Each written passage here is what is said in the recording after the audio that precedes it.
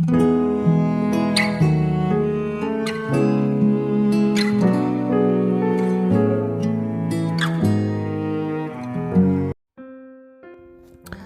saudara yang kasih Tuhan Yesus, selamat malam dan salam sejahtera bagi saudara semuanya. Saya menyapa kembali bagi saudara yang ada di Indonesia, dari Sabang sampai Merauke, baik yang di kota maupun yang ada di desa, sampai di seluruh pelosok tanah air.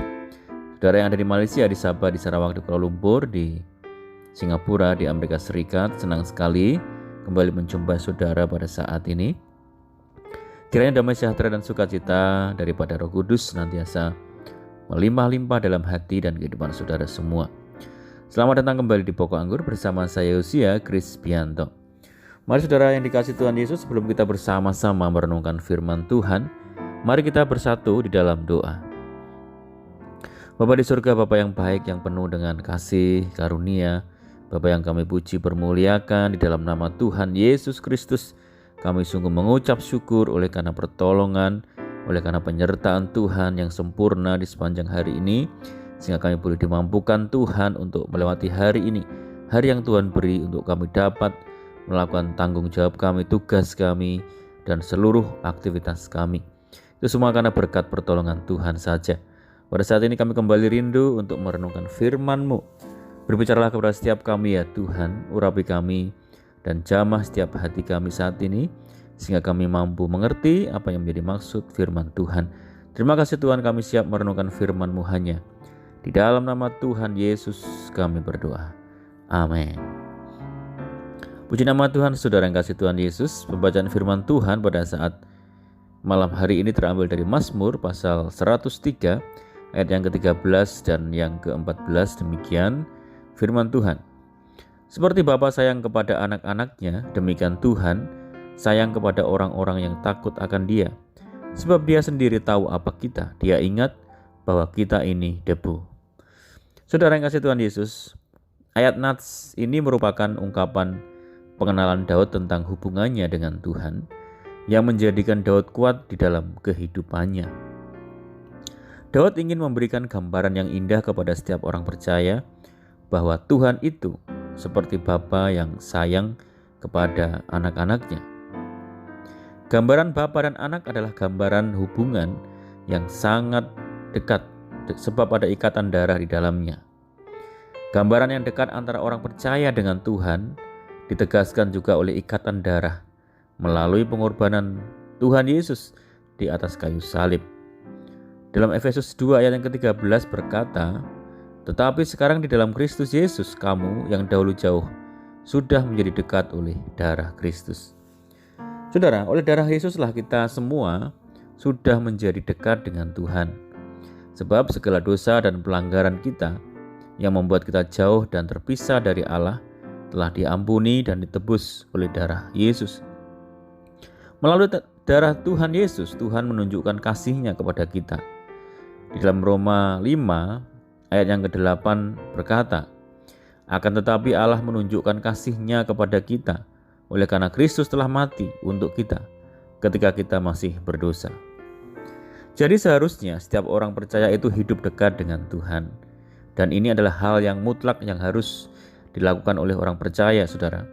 Tidak ada alasan atau dalih lain untuk tidak dekat dengan Tuhan.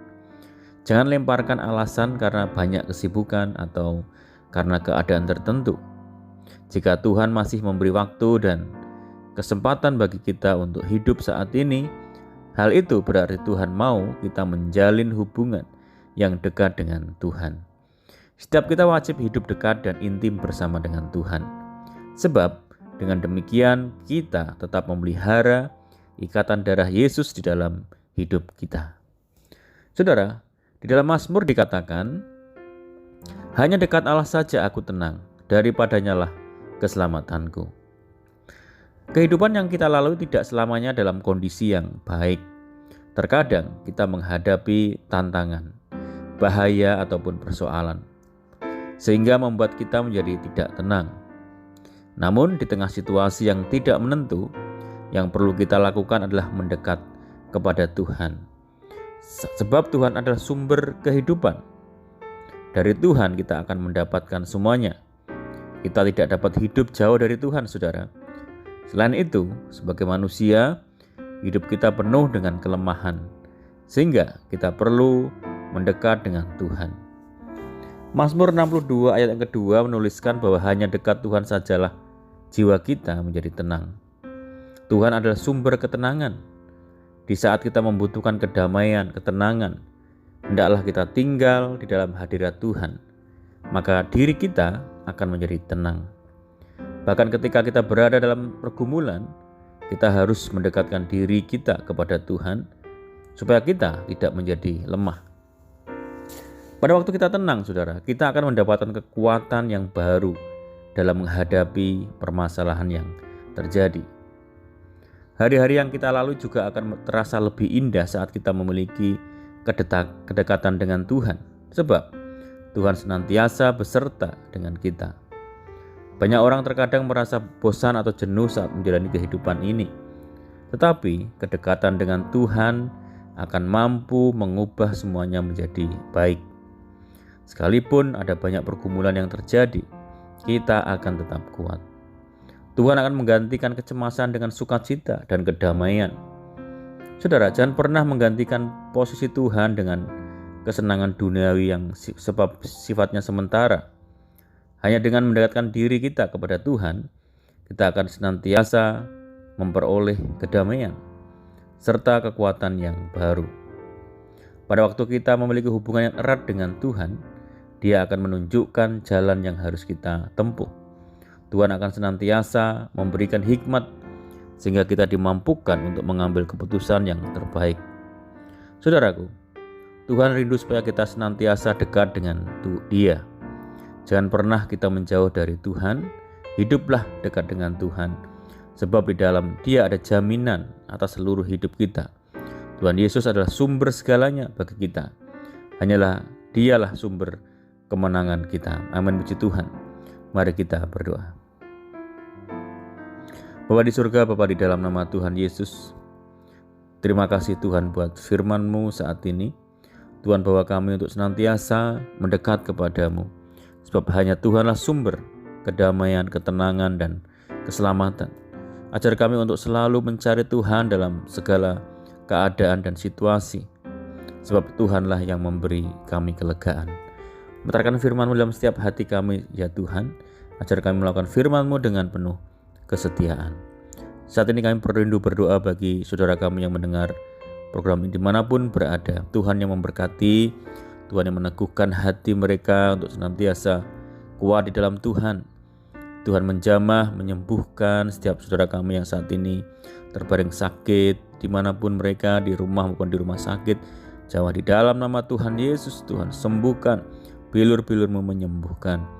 Tuhan memberkati setiap saudara kami dalam rumah tangga mereka, dalam keluarga, pekerjaan, bisnis, pendidikan, dan apapun yang dikerjakan, Tuhan yang memberkati.